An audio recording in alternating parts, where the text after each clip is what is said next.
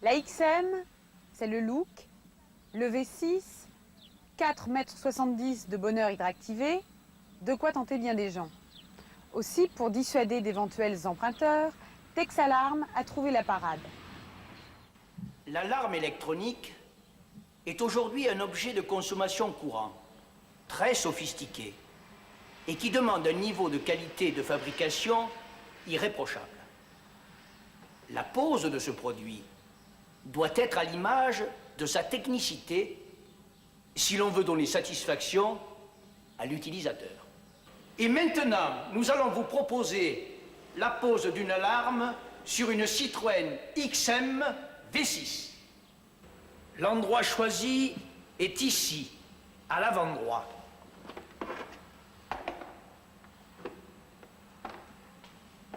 Nous commençons par déposer les relais et débrancher le relais hydractive afin de pouvoir travailler portes ouvertes. Pour fixer la centrale d'alarme, il est nécessaire de percer 2 trous à l'avant du passage de roue. Pour cela, utilisez le gabarit de perçage. Pour positionner le faisceau de raccordement, l'éclatement se fait sur 3 directions, conformément au code couleur de la notice de montage. Le raccordement des 2 clignotants, ainsi que le branchement batterie, se font à l'avant-gauche. La coupure d'alimentation se fait sur le relais de pompe à essence. Tous les autres fils se connectent dans l'habitacle. Toutes les connexions sous le capot moteur doivent être réalisées à l'aide de raccords étanches.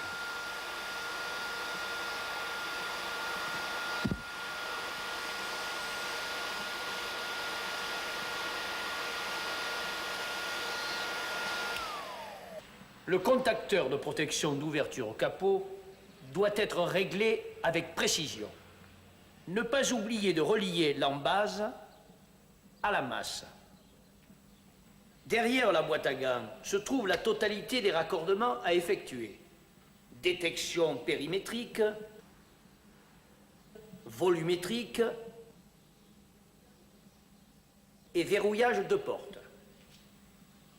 Le LED de présence d'alarme doit être visible, c'est la première dissuasion. Les détecteurs volumétriques à ultrasons sont placés de part et d'autre de la planche de bord. Et bien voilà.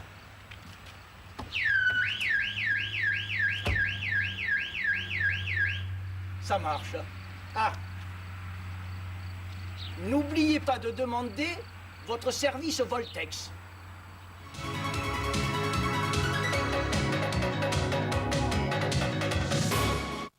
Comme vous l'a dit tout à l'heure Marie-France, le montage d'une alarme n'a rien d'alarmant.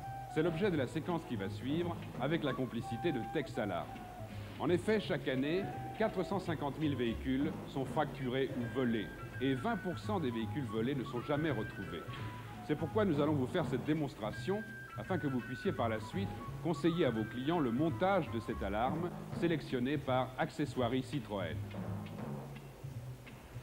L'alarme est un dispositif de protection radiocommandé comprenant une centrale située dans l'habitacle, une sirène auto-alimentée et auto-protégée sous le capot moteur, 2 capteurs ultrasons, un LED de présence d'alarme, 2 porte-clés émetteurs personnalisés.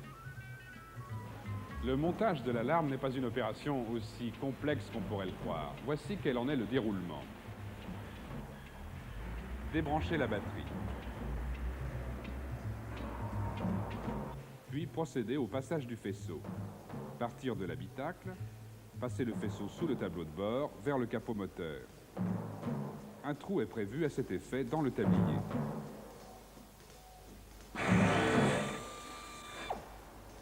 Puis fixer la sirène sur le passage de roue dans le capot moteur, le plus loin possible de toute source de chaleur.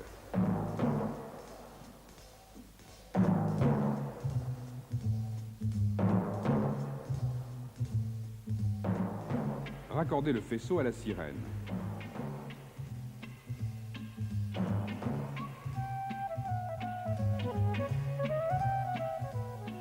Fixez le contact capot et le branchez. Branchez les clignotants.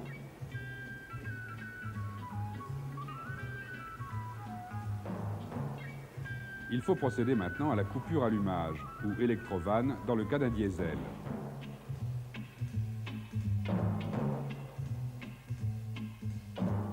Installez les deux capteurs ultrasons à hauteur des pare-soleil.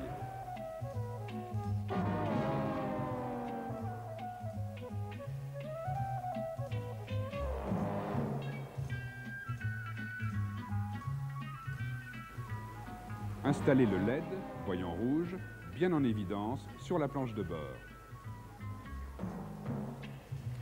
Maintenant, la fixation du bouton d'arrêt d'urgence. Ce bouton doit être relié à la masse et à un fil jaune. Son emplacement, bien sûr, ne doit être connu que du client. Il ne sera utilisé qu'en cas de perte d'un émetteur. Raccordé au contact de porte côté conducteur.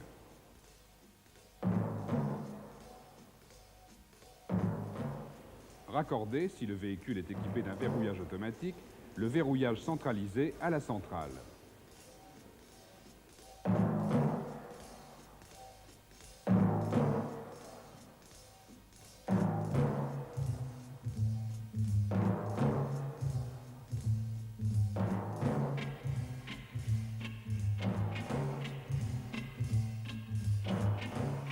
Puis raccordez les capteurs à la centrale.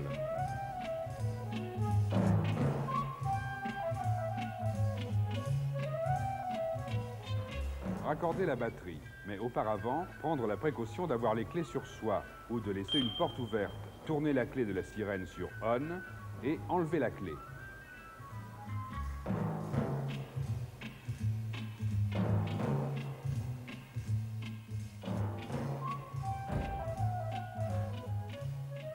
Nous allons procéder au test de bon fonctionnement des ultrasons, de la consommation de courant et des contacts instantanés. Pour s'assurer du bon fonctionnement des ultrasons, le technicien passe le bras à l'intérieur de l'habitacle par la portière à hauteur des capteurs.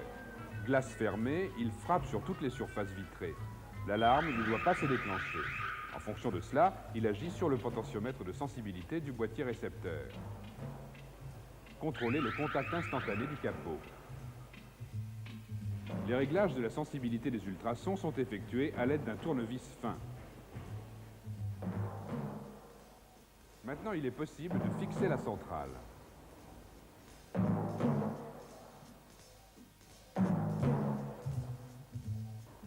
Procédez au réglage de la portée des émetteurs s'il y a lieu, par le potentiomètre qui se trouve à l'intérieur de la télécommande, à l'aide d'un tournevis plastique.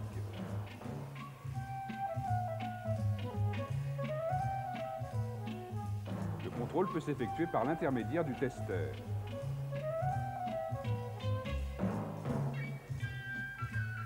Le véhicule est prêt à la livraison.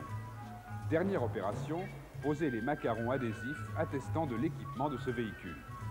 Alors, simple n'est-ce pas? Le montage d'une alarme n'a vraiment rien d'alarmant.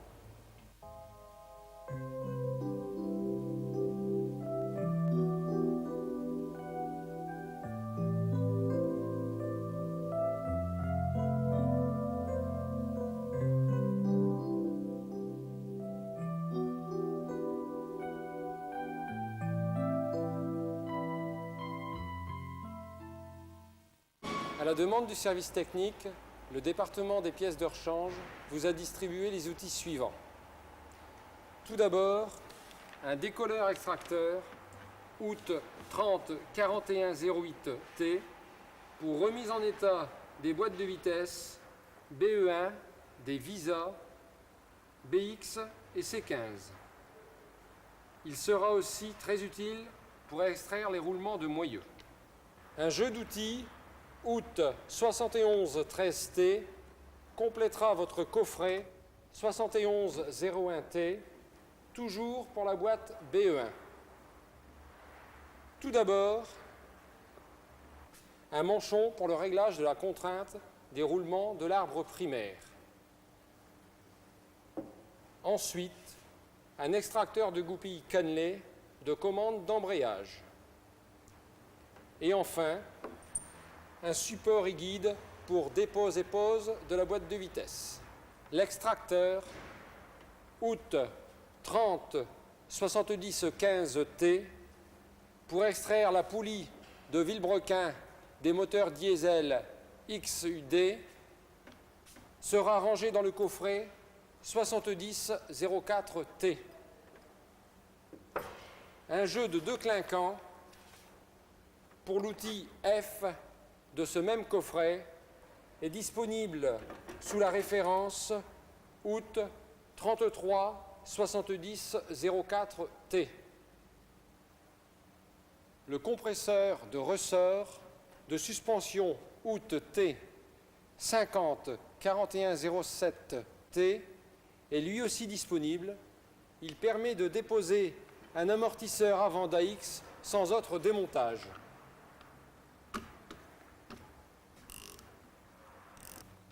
Le jeu d'outils août 30 71 12 T, qui est un complément au coffret 71 04 T, vous permettra d'effectuer la remise en état des cylindres de suspension de l'ABX suivant la note XB 433-3, mise à jour numéro 3 du manuel 88-82. Enfin, vous avez reçu sous la référence août 30 41 09 T une boîte à bornes qui vous sera très utile lors de la recherche d'une panne électrique. Mais je sais que le docteur Meka veut vous en parler.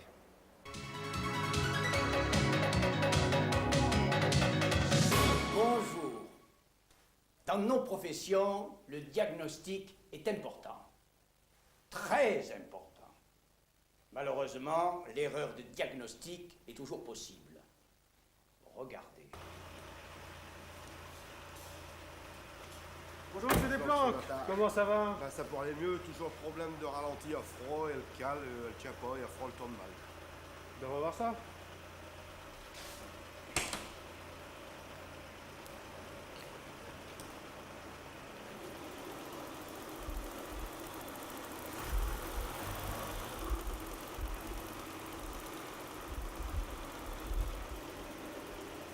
Ben, écoutez, ce n'est pas l'allumage.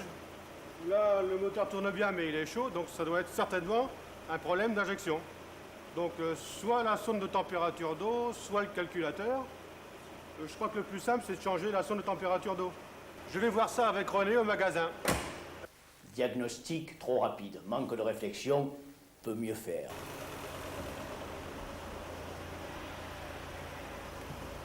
Là, toujours le même problème, en froid, elle cale, elle tient pas le ralenti. Bien, ouvrez le capot, s'il vous plaît. Coupez le contact, s'il vous plaît.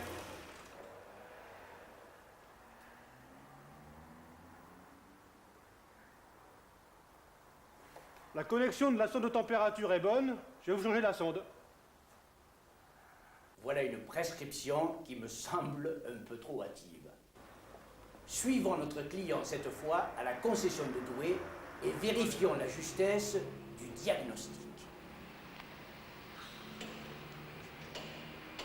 Vous me dites qu'elle fonctionne mal à froid. Ah, le banc est occupé. Nous allons prendre le boîtier testeur. Tiens, Michel, tu vas me déposer le siège avant droit, s'il te plaît, et me prendre la boîte à bornes. Bien sûr, entendu. Vous avez compris. Voilà la valise 4109T. La boîte à bornes, les faisceaux. Voyons cela. Le moteur est relié au calculateur par le faisceau d'origine. Nous allons intercaler le faisceau de la boîte à bornes de façon à pouvoir lire au niveau de la boîte à bornes toutes les informations qui entrent et sortent du calculateur. De même, en déconnectant le calculateur, nous pourrons mesurer la résistance de tous les organes électriques assurant la bonne marche du moteur. Dans le cas qui nous intéresse, la fonction 14, liée à la sonde de température d'eau, est apparemment défaillante. Nous allons donc vérifier tout ce qui concerne cette température d'eau détectée anormale. Reprenons la note technique BX16 soupape. Nous devons lire entre les bornes 13 et 5 une résistance de 2000 à 3000 ohms à température ambiante. Heureusement que nous avons la boîte à bornes, car pour déterminer sur la voiture les bornes 13 et 5, c'est plutôt compliqué. Alors, que lisons-nous? Tiens, valeur infinie. Affinons la recherche. Remplaçons la sonde par un shunt. Par exemple, un trombone. Résistance toujours infinie. Bon sang! Mais c'est bien sûr le faisceau. Grâce à la lecture du schéma électrique, nous vérifions les différentes connexions de ce faisceau et nous pouvons trouver rapidement qu'une fiche était déconnectée. Ce ne sera pas toujours aussi rapide, mais grâce à cette boîte à bornes, qui peut être utilisée pour tous les systèmes d'injection et sur les ABS, votre travail sera simplifié et surtout votre diagnostic plus sûr.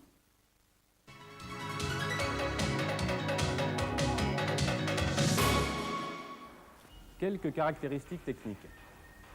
La cylindrée est de 1905 cm3.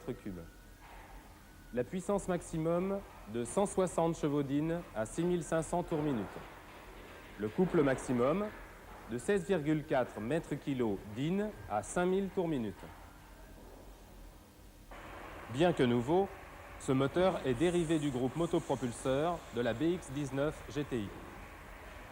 Voyons les principales évolutions de ce moteur. Support moteur renforcé, extérieur à la distribution. Nouveau circuit de graissage, lubrification des fonds de piston. Nouvelle disposition des coussinets de ligne d'arbre.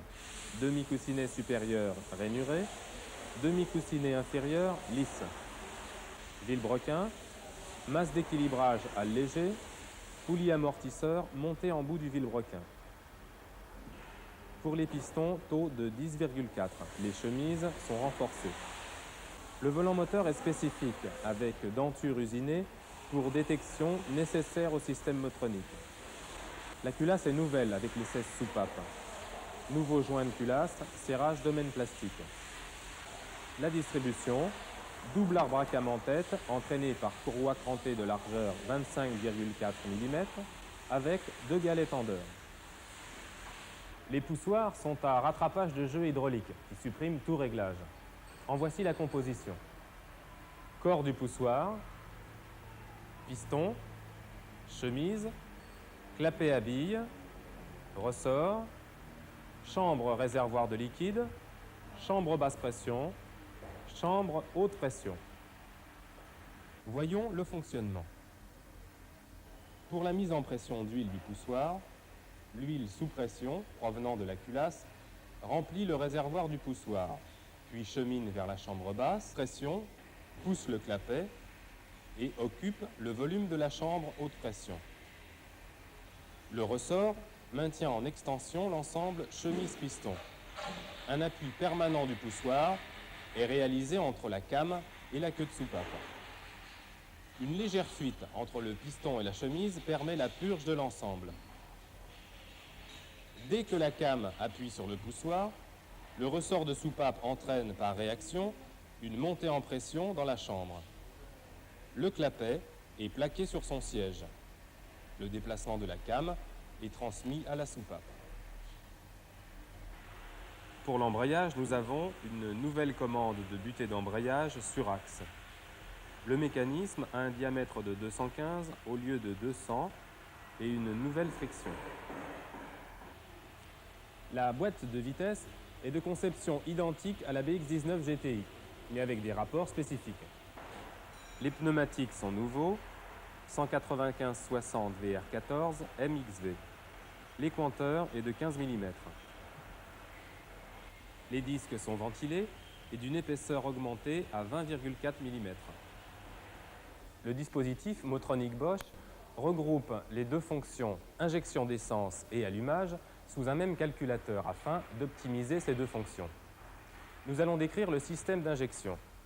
Il reprend les principaux éléments du dispositif L-Jetronic monté sur les BX-19 GTI.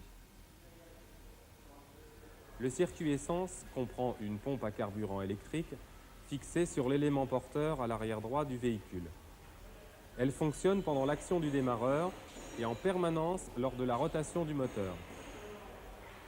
Le filtre à carburant est fixé également sur l'élément porteur près de la pompe et l'amortisseur de pulsation placé après le filtre atténue les bruits de pulsation.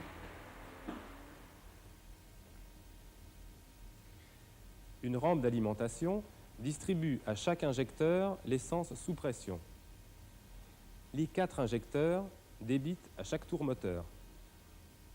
Le régulateur de pression d'essence limite la pression à 3 bars. Voyons maintenant le circuit d'air. Le débitmètre informe le calculateur de la quantité d'air admise dans les cylindres. Une vis de réglage permet d'ajuster la richesse du mélange au ralenti. Pour le ralenti, l'électrovanne appelée aussi actuateur assure le régime du ralenti par une quantité d'air admise en fonction des différents fonctionnements du moteur. Ce régime non réglable est en mémoire dans le calculateur. Le boîtier porte-papillon comporte 2 volets à commande simultanée. L'un des axes commande le contacteur de papillon.